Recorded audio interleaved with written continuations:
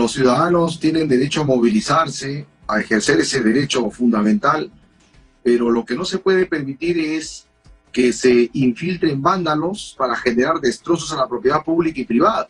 Yo recuerdo el año 2017, en la última huelga de maestros, cuando salíamos los maestros a movilizarnos pacíficamente, algunos sectores de la prensa calumniaban a los manifestantes, que son terroristas, son del Movadef, que son extremistas, radicales, y ahora vemos que sucede todo lo contrario. Más bien la prensa promueve ahí las movilizaciones, y acá debemos tener claro, ¿no? El gobierno del compañero Pedro Castillo recién tiene 8 meses, y la crisis por la cual está atravesando nuestro país es la consecuencia de 30 años de neoliberalismo. Acaba de terminar un gobierno anterior con 5 presidentes, una crisis política y económica, en el cual el presidente de la República ha recogido ese pasivo y ese activo para resolverlo, ¿no? Claro. Y hay sectores que han gozado de esas joyerías, de saquear los recursos naturales, y que no quieren perder esas joyerías, ¿no? Ahora, usted atribuye, digamos, a los medios de comunicación o a la prensa, como usted señala, que ha promovido las manifestaciones. Entonces, ¿no hace ninguna autocrítica respecto a los errores que ha cometido el presidente Castillo durante su gobierno?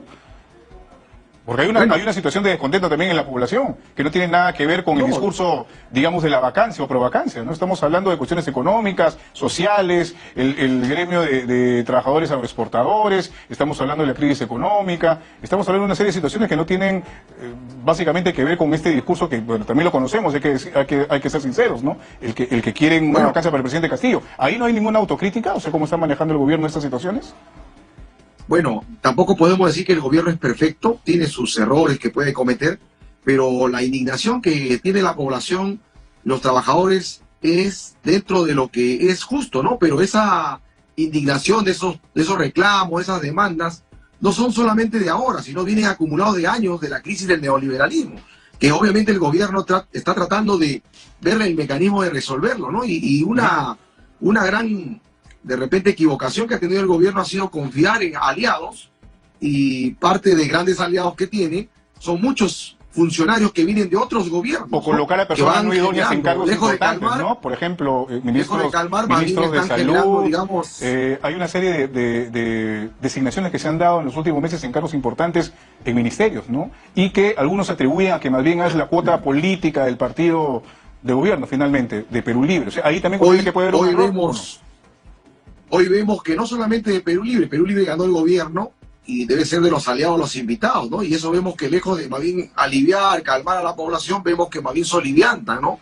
Hemos visto en la designación en la ADREL, ¿no? Un director de la Dirección Regional de Educación que debe calmar, más bien también soliviantar y sumándose a la Dirección Regional de Educación, promoviendo el paro de transportistas, que por cierto es justo y legal. Pero acá también yo no avalo a los ministros, ¿no?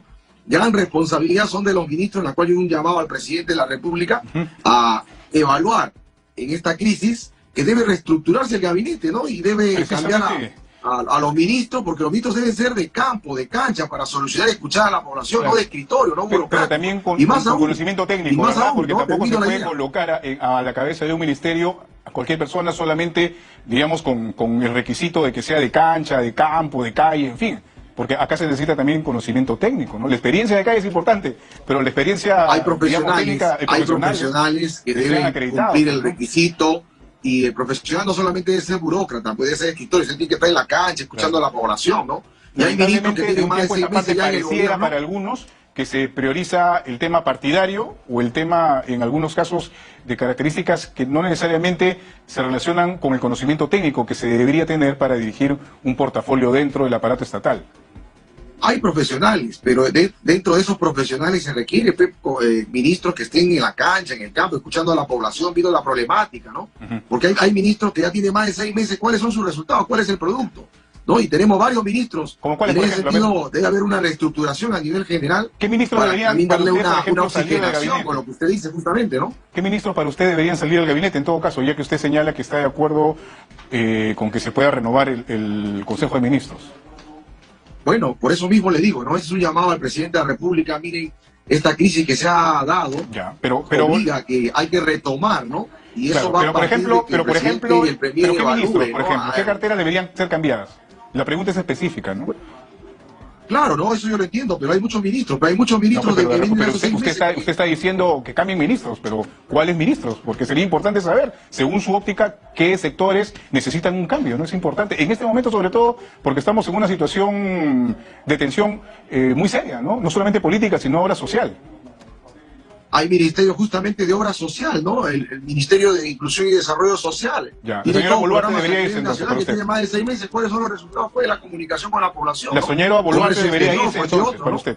Comercio exterior también. Claro, aquí obviamente, ¿cuál es el resultado de la comunicación con la población? Porque los Muy bien. programas sociales son los que tienen que estar en contacto con la población. Ahora- y es uno de los ministerios que no está dando resultados, no está respondiendo a la verdadera situación de la población. Claro, ¿no? es Eso interesante creo lo que usted es parte de la señala, evaluación, entre otros congresista, ministerios, ¿no? es interesante lo que usted señala, congresista Tello, porque por ejemplo hoy el diario Correo indicaba una información, según este medio de comunicación de fuentes confiables, que había un descontento en la bancada de Perú Libre, y específicamente hablaban del presidente del Consejo de Ministros, Aníbal Torres. O sea, que había una, digamos, posición clara respecto a que el señor Aníbal Torres debería dejar ya el premierato. ¿Usted nos puede confirmar esto? ¿Qué se conversa en Perú Libre, en la bancada de Perú Libre o en el partido respecto a la presencia de Aníbal Torres frente al gabinete de ministros? Bueno, al respecto todavía a nivel de bancada no se ha conversado, pero dado la situación de crisis, el presidente debe evaluar fríamente y reestructurar ese gabinete, porque parte de la gran indignación de la población es porque no ha tenido ministros que han estado a la altura para comunicarse y solucionar los problemas de la población. Y eso amerita pues que el presidente tome una decisión para oxigenar este gabinete de cara a atender las problemáticas del país, ¿no?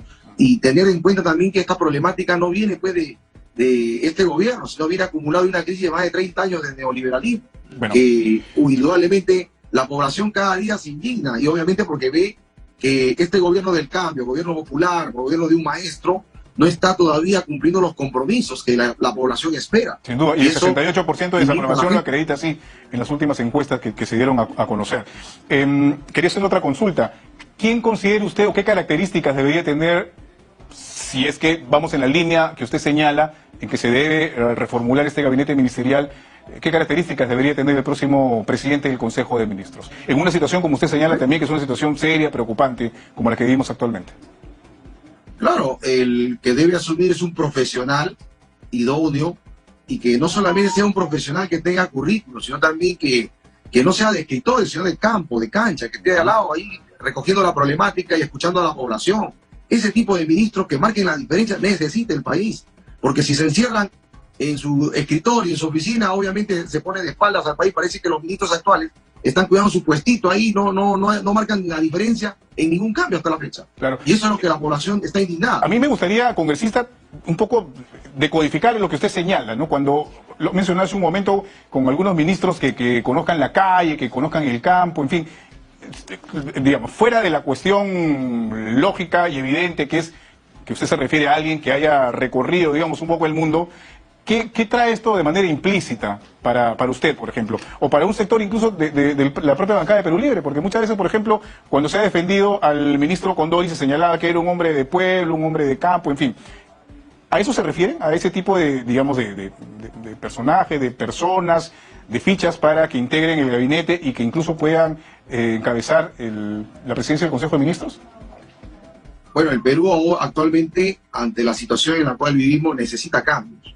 Y parte de esos cambios necesitan una evaluación y una reflexión que debe tomar el presidente fríamente, con esas sugerencias, esas recomendaciones que no solamente el que habla, ¿no? Algunos otros compañeros también comparten.